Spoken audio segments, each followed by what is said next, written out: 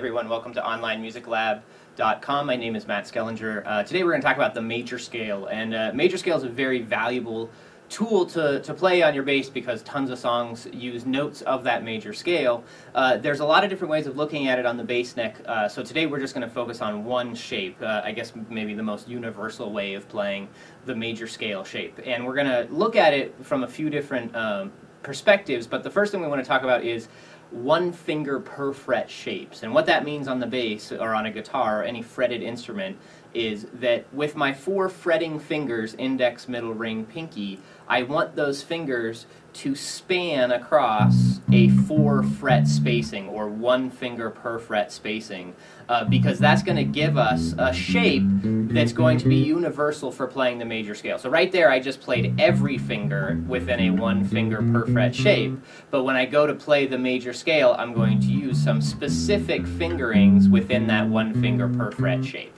So if we look at our fretting hand, this major scale is going to go across 3 strings. So wherever I started on the A string, it's going to finish on the G string. Or if I started the same scale pattern on the E string, it would finish on the D string. So across 3 strings and 4 fret distance. So the root, or the beginning of this scale, the lowest note of this scale, is going to start on our middle finger.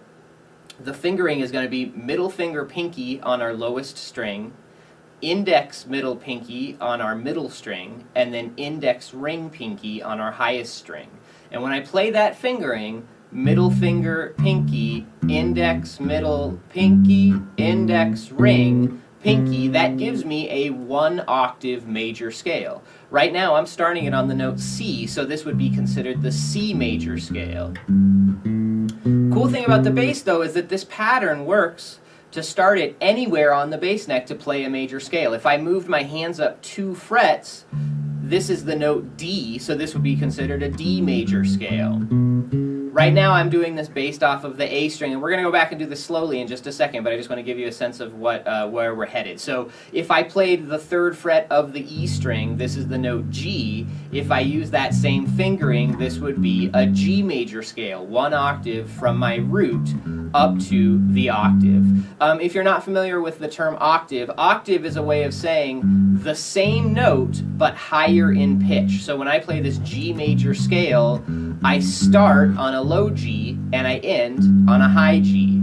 These scales exist as far as we can hear, lower and higher in sound, but we're just going to focus on 1 octave major scale today. So let's get back to the fingering idea. Let's get back to playing it on the 3rd fret of the A string. So this is the note C, so this is going to be the C major scale. I'm going to use middle finger pinky on the A string, index middle pinky on the G or D string, excuse me, and then index ring pinky on the G string. So once again, slowly, it's middle finger pinky, index middle pinky, index ring pinky. It's good to try to play it backwards as well. So pinky, ring, index, pinky, middle, index, pinky, middle. Let's look at it from the frets. Let's talk about what frets I'm playing. I like to use the dots on my bass neck to help me find my spot. So I'm starting on the 1st dot on our bass neck, or the 3rd fret of the A string, and I'm playing 3rd fret, 5th fret, or the first 2 dots on the A string. Then I'm going to play 2nd fret, 3rd fret, 5th fret on the D string. So I'm going to go back to the space right before the 1st dot, then play the first 2 dots. Then on the G string, I'm going to play the space before the 1st dot, or the 2nd fret, the 4th fret, which is the space in between the 1st and 2nd dot, and then I finish my 1 octave scale on the 2nd dot, or the 5th fret of the G string. So frets, again, are going to be 3, 5, 2, 3, 5, 2, 4, 5. But remember, this is just specific to the C major scale. If I moved it up to D, or 2 frets higher, the frets are going to be different. 5, 7, 4, 5, 7, 4. Oh, I'm sorry, let me try that one more time. 5, 7, 4, 5, 7, 4, 6, 7. But let's get back to looking at it again on the 3rd fret of the A string, because now what I want to think about is the scale degree numbers of this scale. It's a good idea to start thinking about associating numbers with our fingers. And it's real simple. The first note or the lowest note of the scale is going to be the 1 or the root, and then we're just going to count up each time. So root or 1, then 2, 3, 4, 5, 6, 7, octave. The octave is the same note as the root again, just higher in pitch. So we could even say that this 7-note scale, once we get to the octave, we could call this 1 again. So it would be scale degrees 1, 2, 3, 4, 5, 6, 7, and then 1 again. Because if we were going to continue this scale up our neck, we could play it another octave higher, starting on the note that ended the first octave, or the octave of the scale again. Okay, so we've talked about it from a few different perspectives, from the fingering of 2, 4, 1, 2, 4, 1, 3, 4, or middle pinky, index, middle pinky, index, ring, pinky. And just to back up a second, I just realized I didn't explain that you could also number your fingers 1, 2, 3, and 4, and that's why it would be 2, 4, 1, 2, 4, 1, 3, 4. So numbering those fingers is one way of doing it. Actual fret numbers is another way of doing it. Using the dots to help you with that shape is another way of doing it. Or another approach is to look at the interval relationships. I have some lessons online that if you want to look at the 12 intervals of music, every scale, every chord, every bass line can be explained in terms of intervals. If I start with my middle finger on the root, the intervals of the major scale are root, major 2nd, major 3rd, perfect 4th, perfect 5th, major 6th, major 7th, and then our octave. So one more time, it's root, major 2nd, major 3rd, perfect 4th, perfect 5th, major 6th, major 7th, and our octave. So those would be the intervals of the major scale. Again, the cool thing about the bass is anywhere that I start this scale, those interval sounds and shapes are going to be the same if I keep the same fingering and the same distance between each one of these notes. Another way to explain the major scale is that it is a series of whole steps and half steps.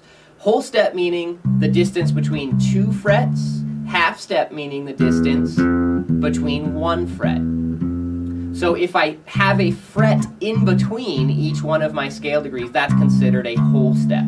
If I don't have a fret in between the 2 scale degrees, that's considered a half step. So the major scale has a very specific pattern of whole steps and half steps. One more way to see a whole step is anytime I have my pinky on a lower string, my index finger on the next string higher in sound is the distance of a whole step. So my pinky is on the 5th fret of A, my index finger is on the 2nd fret of D. The distance between the 5th fret of A and the 2nd fret of D is a whole step. So the pattern for the major scale is the first distance is whole step between scale degrees 1 and 2, another whole step between 2 and 3, a half step between 3 and 4, a whole step between 4 and 5, whole step between 5 and 6, another whole step between 6 and 7, and then a half step between your 7 and your octave, or your 1 again, where the scale starts over again. So the pattern is whole, whole, half, whole, whole, whole, half. So once again, it's whole, whole, half, and then whole, whole, whole, half. So two whole steps, and then a half step, 3 whole steps, and then a half step to finish it. The reason why this is also valuable to know is that you could look at this scale just on one string, and just from the idea of spacing out your notes in that order of whole steps and half steps. So once again, between scale degrees 1 and 2, I would go up a whole step. Between 2 and 3, I would go up a whole step. Between 3 and 4, a half step. Between 4 and 5, a whole step. Between 5 and 6, a whole step. Between 6 and 7, another whole step. And then between 7 and my octave, a half step. So you can see how you can play that scale on one string using the whole step and half step concept. Or you can also do that and apply it to this one shape that we've already been doing. So I've been doing a lot of talking and kind of playing through this. Let's play together through the major scale starting on the 3rd fret of A. And let's do it slowly, and when we do it, we're going to say the scale degree numbers out loud, and we're going to play it forwards and backwards. So once I get up to the octave, or ascending and descending, I'm going to play it backwards or descending back down to my root again. And I'm going to use my drum machine so that we stay in time. This beat is at 50 beats per minute, so relatively slow beat. We're hearing quarter notes and then eighth notes on the hi-hat, so it's going 1 and 2 and 3 and 4 and. We're just going to play quarter note values for this whole scale, and again, we're going to say the scale degree numbers as we play them. We're going to play it forwards and backwards. Once we get to the octave, we'll repeat the octave on the way back down. So I'll count to 4 and we'll start, and let's do this a couple times. So 1, 2, 3, 4. So root, 2, 3, 4, 5, 6, 7, octave. Backwards, octave, 7, 6, 5, 4, 3, 2, 1. So let's stop for just a second. I actually started that in the middle of the measure, so let's get back on at the beginning. So the bell is what's the beginning of the measure, so I actually just started it on beat 3 instead of beat 1. So 1, 2, 3, 4. Again, we have 1, 2, 3, 4, 5, 6, 7, octave. Backwards, octave, 7, 6, 5, 4, 3, 2, 1.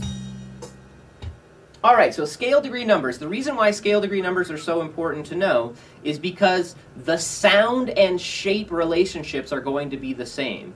So another thing that might be good to practice when you're doing this exercise, if you feel comfortable doing it, is to actually try to sing the scale degree numbers. So try to sing the pitches that coincide with the scale degree numbers. So if I have 1, 2, 3, 4, 5, 6, 7, octave, 7, 6, 5, 4, 3, 2, 1. And I am definitely not the best singer, but even just starting to sing those pitches will help you with your recognition of the sounds. Because if I play scale degree 1, 3, 5, 3, 1, it has a very specific sound. If I play 1, 4, 5, 1, very specific sound. 1, 6, 5, 4, 3, 2, 1. And again, I'm not a very good singer. I don't sing a lot, but if you can start to match your pitches with your voice with the pitches on the instrument, it's going to help you again with identifying those pitches a little bit better. So scale degrees are real important. So another exercise that sometimes I do is I go back to my root in between each scale degree. So I play root 2, then root 3, root 4, root 5, root 6, root 7, root 8. And then backwards, root, octave, root 7, root 6, root 5th, root 4th, root 3rd, root 2nd, and then I'm back on my root again. The reason why this is important is because we start to hear and see the distance between each scale degree. So if I'm on my root, and I go up to my 6th scale degree, it's going to have the same sound relationship and shape always. So if my root is my middle finger on the A string, my index finger on the G string is always going to give me the sound of the major 6th, or the 6th scale degree of the major scale. So another exercise that's also good to practice is pick 4 scale degrees and play each one 4 times. This is a good way of starting to maybe think about writing some baseline ideas with this scale. I think one of the hardest things that people have when they're learning scales is taking this scale pattern and trying to create some baselines.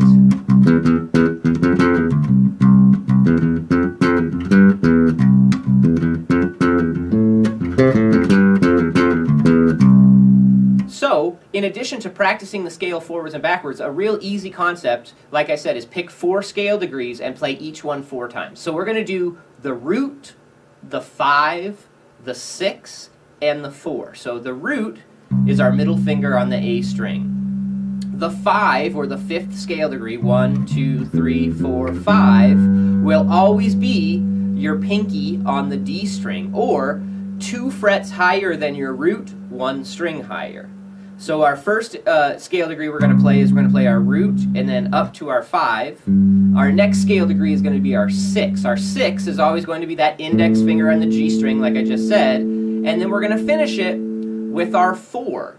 Your bass is tuned in the distance of fourths, so if my root is on the 3rd fret of A, the 4th will always be same fret, 1 string higher, or 3rd fret of D.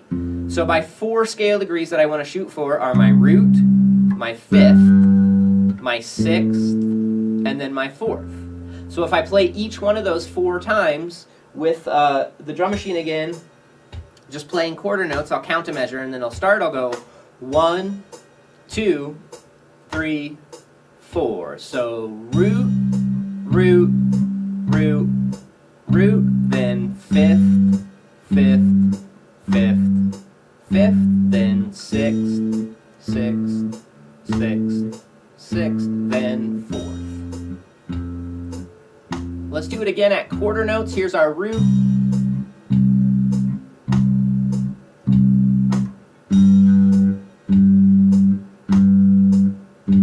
Up to the 6, then back down to the 4. If this seems slow to you, try to do it at the 8th note pulse, or twice as fast. So this would be twice as fast at the 8th note pulse. So I'm going root, root, root, root, 5, 5, 5, 5, 6, 6, 6, 6, 4, 4, 4. Let's do it one more time at that pulse.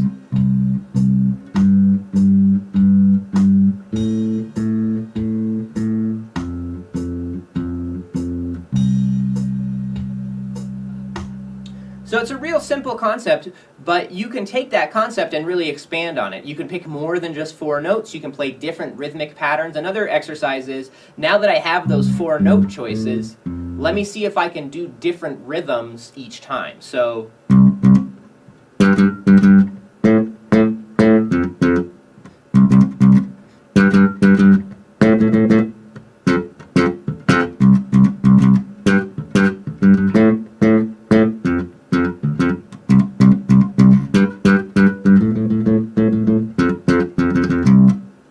just one suggestion, and you can try as many different of those patterns if you'd like, and you can try to challenge yourself to even just try to make up ideas that don't have to be that specific. But that's one way of looking at playing through some different ideas in the major scale. Okay, so we talked a lot about fingering, scale degree numbers, and the 1 finger per fret shapes on our bass.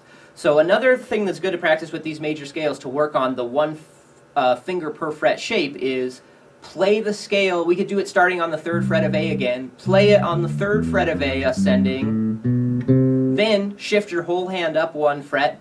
Play it on the 4th fret of A ascending. Then shift your whole hand up a fret. Play it on the 5th fret of A ascending.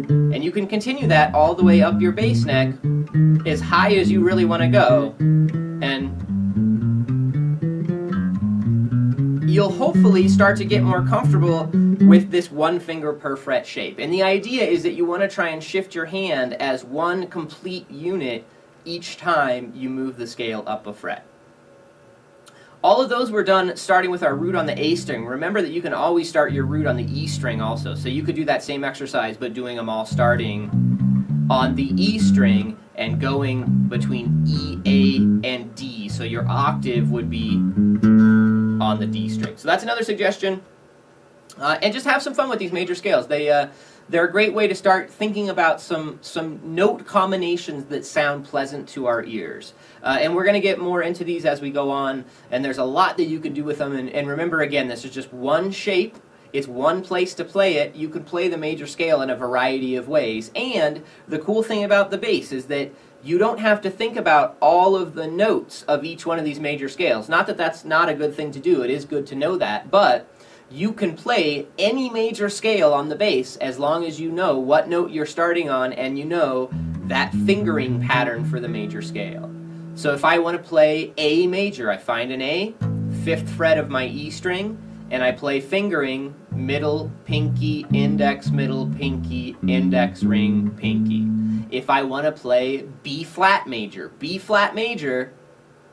is 1 fret higher than A on my E string. It's the 6th fret of my E string. If I use same fingering, middle, pinky, index, middle, pinky, index, ring, pinky, I've played the B flat major scale. So really cool tool to use. Spend some time with it, practice just playing forwards and backwards, and then try to make up some bass lines using the major scale. All right, I hope that helps, and I'll see you next time. Thank you.